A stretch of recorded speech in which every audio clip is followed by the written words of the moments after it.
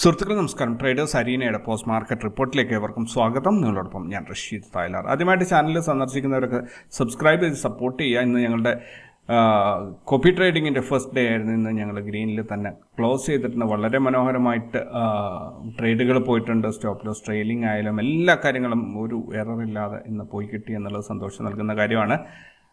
Then ഇന്നത്തെ പ്രധാനപ്പെട്ട ഹൈലൈറ്റ്സിലേക്ക് പോവുകയാണെങ്കിൽ ഈ നിഫ്റ്റി ഒരു ഓൾ ടൈം ഹൈ ക്രിയേറ്റ് ചെയ്തിട്ടുണ്ട്. എന്തായാലും അടുത്ത് വരാൻ പോകുന്ന ടാർഗറ്റ് 25,521 അധികം ദൂരമൊന്നുമല്ല. അതിന് ശേഷം മാർക്കറ്റ് എങ്ങോട്ട് പോകുന്നുള്ളത് അവിടെ വെച്ചിട്ട് നമുക്ക് തീരുമാനിക്കാം. കല്യാൺ ജ്വല്ലേഴ്സ് ഇതൊരു മൾട്ടി ബാഗർ സ്റ്റോക്കാണ് എന്ന് എനിക്ക് തോന്നുന്നു. കാരണം 180-200 രൂപ റേഞ്ചിലാണ് ഞാനിത് വാച്ച് ചെയ്ത് തുടങ്ങിയത്. ഇപ്പോൾ 500-ൻ്റെ മുകളിൽ എത്തിക്കിടക്കുകയാണ്. Q1 റിസൾട്ട് മികച്ചതാണ്. 24% പ്രോഫിറ്റ് വർധനവാണ് രേഖപ്പെടുത്തിയിരിക്കുന്നത്. ഓൾറെഡി അത് കുതിച്ചുകൊണ്ടിരിക്കുന്ന ഒരു സ്റ്റോക്കാണ്. ഇനി അതിന് സ്പീഡ് കൂടും എന്ന കാര്യത്തിൽ ഒരു സംശയമില്ല. ദെൻ ITC ക്വാർട്ടർലി റിസൾട്ട് വന്നിട്ടുണ്ട്. പ്രോഫിറ്റ് വർദ്ധിക്കുകയാണ് ചെയ്തിട്ടുള്ളത്, പക്ഷേ വലിയ വ്യത്യാസമൊന്നുമില്ല. വളരെ ചെറിയ രീതിയിലൊരു വർധനവ് മാത്രം രേഖപ്പെടുത്തിയിരിക്കുന്നു. കോൾ ഇന്ത്യ ഇന്ന് 3.5% ഒരു കുതിപ്പാണ് രേഖപ്പെടുത്തിയത്. കാരണം ക്വാർട്ടർലി റിസൾട്ടിൽ 4.2% നെറ്റ് പ്രോഫിറ്റിൽ 4.2% വർധനവാണ് രേഖപ്പെടുത്തിയിരിക്കുന്നത്. റിലാക്സോ ഫുട്വെയർസ് ഇന്ന് 2.5% ഒരു വീഴ്ച രേഖപ്പെടുത്തി. കാരണം ഫസ്റ്റ് ക്വാർട്ടറിലെ റിസൾട്ട് മോശമായിരുന്നു. ടാറ്റ മോട്ടോഴ്സും ഇതേപോലെ തന്നെ ഞാൻ പറഞ്ഞത്, ടാറ്റ മോട്ടോഴ്സ് ഞാൻ 188 മുതൽ വാച്ച് ചെയ്യുന്നതാണ്. 500 ആയപ്പോൾ തന്നെ ഞാൻ ഒട്ടുമിക്ക സുഹൃത്തുക്കളോടും വാങ്ങാൻ പറഞ്ഞിരുന്നു. 490-500 റേഞ്ചിൽ ബൈ ചെയ്താൽ 100% റിട്ടേൺ വിത്തിൻ ഇയർ ടൈം കിട്ടുമെന്ന് ഞാൻ ഒത്തിരി പേരോട് പറഞ്ഞു. അത് ഒരുപാട് പേര് ഇപ്പോഴും ഹോൾഡ് ചെയ്യുന്നുണ്ട്. അത് 1,180 രൂപയോളം എത്തിയിട്ടുണ്ട്. തീർച്ചയായിട്ടും 100%ൻ്റെ മുകളിൽ കഴിഞ്ഞ അതിന് മുമ്പാണ്. ഒരു വർഷം ഇപ്പോൾ ആവുന്നതേ ഉള്ളൂ. ആ സമയം കൊണ്ട് ഇത്രയും മികച്ച റിസൾട്ടാണ് ടാറ്റ മോട്ടോഴ്സ് തന്നത്. ഇപ്പോൾ ടാറ്റ മോട്ടോഴ്സിൻ്റെ റിസൾട്ടിൽ 74% വർധനമാണ് ഉണ്ടായിരിക്കുന്നത്. ഉറപ്പായിട്ടും നാളെ ഒരു കുതിച്ചു കയറ്റം അതിനകത്ത് ഉണ്ടാകും എന്നതിൽ സംശയമില്ല. ആദിത്യ ബിർള ക്യാപിറ്റലിലെ Q1 റിസൾട്ടിൽ നെറ്റ് പ്രോഫിറ്റ് 17% ഒരു മുന്നേറ്റമാണ് രേഖപ്പെടുത്തിയിരിക്കുന്നത്. ദെൻ അശോക് ലൈലാൻഡ് 4% ഇടിവ് രേഖപ്പെടുത്തി. കാരണം Q1 റിസൾട്ട് Q1 റിസൾട്ട് വളരെ മോശമായിരുന്നു. ദെൻ ഡാബർ ഇന്ത്യ Q1 റിസൾട്ടിൽ പ്രോഫിറ്റ് 7.8% വർധനവാണ് രേഖപ്പെടുത്തിയിരിക്കുന്നത്. ടാറ്റ സ്റ്റീൽ 3% ഇടിഞ്ഞു. കാരണം Q1 റിസൾട്ട് മികച്ചതായിരുന്നില്ല എന്നുള്ളത് കൊണ്ട് തന്നെയാണ്. US മാർക്കറ്റ് ഒരു മിക്സ്ഡ് ആയിട്ടുള്ള റെസ്പോൺസാണ്. യൂറോപ്യൻ മാർക്കറ്റിൽ ഒരു ബെയറിഷ് മൂവ്മെൻ്റ് ആണ് കാണിക്കുന്നത്.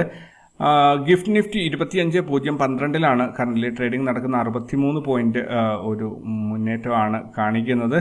ദെൻ നിക്കി 975 പോയിന്റ് റെഡിലാണ്. ഹാങ്സിങ് 39 പോയിന്റ് റെഡിലാണ്. ഇവിടെ ഗിഫ്റ്റ് നിഫ്റ്റിയുടെ വാല്യൂസ് ഫെച്ച് ചെയ്യുന്നതിൽ പ്രശ്നമുണ്ട് എന്നൊക്കെ പറഞ്ഞ് ഒത്തിരി കമൻസ് ഞാൻ കണ്ടിരുന്നു. തീർച്ചയായിട്ടും ആ ഒരു കാര്യത്തിൽ ഞാൻ ശ്രദ്ധിക്കുന്നതായിരിക്കും. നിഫ്റ്റി ഫ്യൂച്ചറാണ്.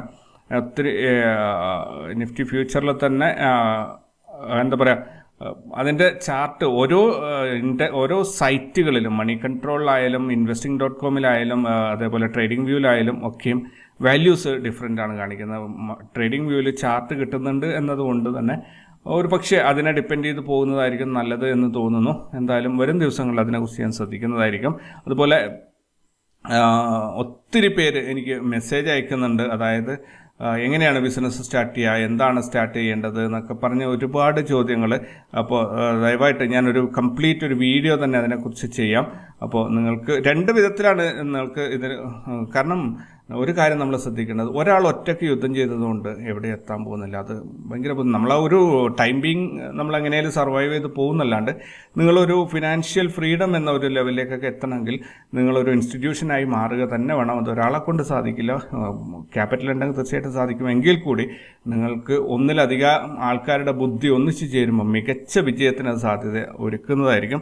അപ്പോൾ ആ രീതിയിലുള്ള ഒരു സംഭവമാണ് ഞാനിപ്പോൾ ചെയ്തുകൊണ്ടിരിക്കുന്നത്. ഞാനിപ്പോൾ മറ്റൊരു കമ്പനിയിൽ കൂടി ഞാൻ എന്നാൽ പറ്റുന്ന രീതിയിലൊരു ഭാഗമായിട്ടുണ്ട്. തീർച്ചയായിട്ടും നമ്മളൊരു 10-15 പേര് ഒന്നിച്ചു ചേരുമ്പോൾ നമ്മുടെ ഐഡിയാസ് മികച്ചതായിരിക്കും. അതുപോലെ ഫണ്ട് ക്യാപിറ്റൽ നമ്മൾ ഒരാൾ കൂട്ടിയാൽ ഒരു 25 ലക്ഷം 50 ലക്ഷം ഒന്നിച്ച് ഒരാൾക്ക് എടുക്കാൻ പറ്റുമെങ്കിൽ അങ്ങനത്തെ 10 പേര് ഒന്നിച്ച് ചേർന്ന് കഴിഞ്ഞാൽ മികച്ച രീതിയിലുള്ള മുന്നേറ്റം ഉണ്ടാക്കാൻ സാധിക്കും. പിന്നെ നമ്മൾ പേഴ്സണലി ഒരാൾ ആണ് ട്രേഡ് ചെയ്യുന്നതെങ്കിൽ അയാളുടെ ലക്ഷ്യബോധം അയാൾക്ക് ആ സമയത്ത് തോന്നുന്ന കാര്യങ്ങൾ അച്ചീവ് ചെയ്യണം. അതിനുശേഷം പിന്നെന്ത് ചെയ്യണം എന്നുള്ള ഒരു ചോദ്യം അയാളുടെ മുന്നിൽ ഉണ്ടാവില്ല. അതുമാത്രമല്ല, അങ്ങനെ ഒരു സിറ്റുവേഷൻ വന്ന അയാൾ ഇരുട്ടിൽ തപ്പിപ്പോവും. പക്ഷേ ഒരു ഇൻസ്റ്റിറ്റ്യൂഷൻ ആകുമ്പോൾ കമ്പനി ഫോർമേഷനിൽ സിസ്റ്റമാറ്റിക് ഓപ്പറേറ്റിംഗ് പ്രൊസീജിയർ എഴുതി വയ്ക്കുമ്പോൾ അതിനകത്ത് നാളെ മഴ പെയ്താൽ എന്ത് ചെയ്യണം, പ്ലാൻ എ പ്ലാൻ ബി, നാളെ മഴ പെയ്തില്ലെങ്കിൽ എന്ത്, മഴ പെയ്താൽ എന്ത്, കുടയുണ്ടെങ്കിൽ എന്ത്, കുടയില്ലെങ്കിൽ എന്ത് എന്ന് പ്ലാൻ എ ബി ഇങ്ങനെ സക്സസും ഫെയിലിയറും എഴുതി നമ്മൾ പോവും. അങ്ങനെ വരുമ്പോൾ നമ്മളൊരു ഗോള് സെറ്റ് ചെയ്യും. ആ ഗോളിലൂടെ അത് അച്ചീവ് ചെയ്ത് കഴിഞ്ഞാൽ നെക്സ്റ്റ് എന്താണ്, അത് അച്ചീവ് ചെയ്തിട്ടില്ലെങ്കിൽ നെക്സ്റ്റ് എന്താണ് ചെയ്യേണ്ടത്, അങ്ങനെ പല രീതിയിൽ നമ്മളതിൻ്റെ ഓപ്പറേറ്റിംഗ് പ്രൊസീജിയർ എഴുതി വെക്കുന്നതുകൊണ്ട് തന്നെ അവിടെ നമ്മൾ സ്റ്റാഫിനെ അപ്പോയിൻറ്റ് ചെയ്താൽ അവർക്ക് കൃത്യമായൊരു ഡിറക്ഷൻ അതിൽ നിന്ന് കിട്ടും. അങ്ങനെയാണ് ഈ കമ്പനി ഫോം ചെയ്തിട്ട് വിജയിച്ച് വരാൻ പറ്റും എന്ന് ഞാൻ പറയുന്നത്. ഇതിന് കൂടുതൽ ഇൻഫർമേഷനൊക്കെ വേണമെങ്കിൽ തീർച്ചയായിട്ടും ഞാൻ വീണ്ടും ഓർമ്മിപ്പിക്കുന്നു, റീറ്റെയിലേഴ്സിനെയാണ് എല്ലാ ഇൻസ്റ്റിറ്റ്യൂഷൻസും ടാർഗറ്റ് ചെയ്യുന്നത്. സോ നിങ്ങളൊരു ഇൻസ്റ്റിറ്റ്യൂഷനായി മാറുക. അങ്ങനെ ആകുമ്പോൾ നിങ്ങളെ ടാർഗറ്റ് ചെയ്ത് നിങ്ങൾക്ക് റീറ്റെയിലേഴ്സിനെ ടാർഗറ്റ് ചെയ്യാൻ പറ്റും. ഞാൻ പറഞ്ഞ പോയിന്റ് മനസ്സിലായി എന്ന് തോന്നുന്നു. എങ്കിൽ ഞാൻ അടുത്ത ഭാഗത്തേക്ക് പോവാണ്. അപ്പോൾ നിഫ്റ്റിയിലേക്ക്, ഇന്ത്യൻ മാർക്കറ്റിലേക്ക് വരികയാണ്. നിഫ്റ്റി ഇന്ന് 79 പോയിന്റിൻ്റെ ഗ്യാപ്പ് അപ്പ് ഓപ്പണിംഗ് ആയിരുന്നു.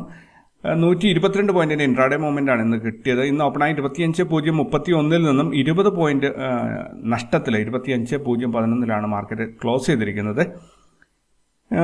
നിഫ്റ്റി 50യിലുള്ള 50 സ്റ്റോക്കുകളിൽ 17 സ്റ്റോക്കുകൾ ലാഭത്തിലും 33 സ്റ്റോക്കുകൾ നഷ്ടത്തിലുമാണ് അവസാനിച്ചിരിക്കുന്നത്. Power Grid, Coal India, ONGC, HDFC Bank തുടങ്ങിയ സ്റ്റോക്കുകൾ മികച്ച മുന്നേറ്റം കാഴ്ചവെച്ചപ്പോൾ M and M, Hero Motor Corporation, UPL, Tata Steel തുടങ്ങിയ സ്റ്റോക്കുകൾ വലിയ നഷ്ടത്തിലും ക്ലോസ് ചെയ്തു.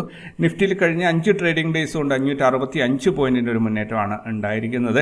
എന്നാൽ ഓഗസ്റ്റ് മാസത്തിൽ ഇന്ന് 20 പോയിന്റിൻ്റെ ഒരു നഷ്ടമാണ് നിഫ്റ്റിയിൽ കിട്ടിയിരിക്കുന്നത്. ഇന്ത്യ വിക്സ് 2.42% റെഡ്യൂസ് ചെയ്ത് കുറഞ്ഞിട്ട് 12.93 ക്ലോസ് ചെയ്തിട്ടുണ്ട്. നിഫ്റ്റിയിൽ നിന്ന് നോർമൽ CPR ആയിരുന്നു, പക്ഷേ പ്രൈസ് ആക്ഷൻ അതിനെ ക്രോസ് ചെയ്തിട്ടില്ല.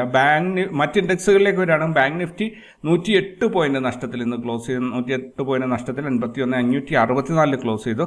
ഫിൻ നിഫ്റ്റി 26 പോയിന്റ് നഷ്ടത്തിൽ 23,436 ക്ലോസ് ചെയ്തു. സെൻസെക്സ് 82 പോയിന്റ് നഷ്ടത്തിൽ 81,868 ക്ലോസ് ചെയ്തു. മിഡ് ക്യാപ്പ് 128 പോയിന്റ് നഷ്ടത്തിൽ 12,857 ക്ലോസ് ചെയ്തു. ക്രൂഡ് ഓയിലിൻ്റെ പ്രൈസ് $78.7 വർദ്ധിച്ചിട്ടുണ്ട്. ഗോൾഡ് റേറ്റ് $2,449 വർദ്ധിച്ചിട്ടുണ്ട്. USD INR റേറ്റ് മാറ്റമില്ലാതെ 83 രൂപ 72 പൈസയായിട്ട് തുടരുന്നു. ഇനി ഇൻസ്റ്റിറ്റ്യൂഷണൽ ഡാറ്റയിലേക്ക് വരികയാണെങ്കിൽ ഫോറിൻ ഇൻസ്റ്റിറ്റ്യൂഷൻസ് 2089 കോടിയുടെ ബൈയിങ് ആണ് ഇന്ന് ചെയ്തത്. ഡൊമസ്റ്റിക് ഇൻസ്റ്റിറ്റ്യൂഷൻസ് 337 കോടിയുടെ പ്രോഫിറ്റ് ബുക്കിംഗ് ആണ് ചെയ്തത്. അങ്ങനെ 1752 കോടിയുടെ നെറ്റ് ബൈയിങ് ആണ് ഇന്ത്യൻ മാർക്കറ്റിൽ നടന്നത്. ദെൻ നമുക്ക് പ്രധാനപ്പെട്ട സെക്ടറുകൾ നോക്കുകയാണെങ്കിൽ Nifty FMCG, fin services, pharma, Nifty bank തുടങ്ങിയ സെക്ടറുകൾ ഇന്ന് ഗ്രീനിലാണ് അവസാനിച്ചത്. മറ്റുള്ളതൊക്കെ ഇന്ന് നെഗറ്റീവിലാണ് ക്ലോസ് ചെയ്തിരിക്കുന്നത്. ETF-ലേക്ക് വരികയാണെങ്കിൽ ഗോൾഡ് ബീസ് ഇന്ന് 0.72% ഹയസ്റ്റ് പ്രോഫിറ്റ് രേഖപ്പെടുത്തി. ഗോൾഡ് ബീസ്, നിഫ്റ്റി ബീസ്, ബാങ്ക് ബീസ് ഇത് മൂന്നെണ്ണമാണ് ഇന്ന് പ്രോഫിറ്റിൽ അവസാനിച്ചിട്ടുള്ളത്. IT ബീസും ഓട്ടോ ബീസും ഫാർമ ബീസും ഇന്ന് നെഗറ്റീവിലാണ് ക്ലോസ് ചെയ്തിട്ടുള്ളത്. പ്രധാനപ്പെട്ട സ്റ്റോക്കുകളിലേക്ക് വരികയാണെങ്കിൽ ആസ്റ്റർ DM ഇന്ന് 6.04% ഹയസ്റ്റ് പ്രോഫിറ്റ് രേഖപ്പെടുത്തിയപ്പോൾ REC ലിമിറ്റഡ് 2.99% ഹയസ്റ്റ് ലോസും രേഖപ്പെടുത്തി. Aster DM, Power Grid, Coal India, ONGC, HDFC Bank, Doctor Reddy, NTPC, Tata Consumer, Adani Enterprises, TVS Motors, Maruti, Shriram Finance, REC Limited, Godrej Properties, M and M, Laurus Labs, Ashok Leyland, PFC,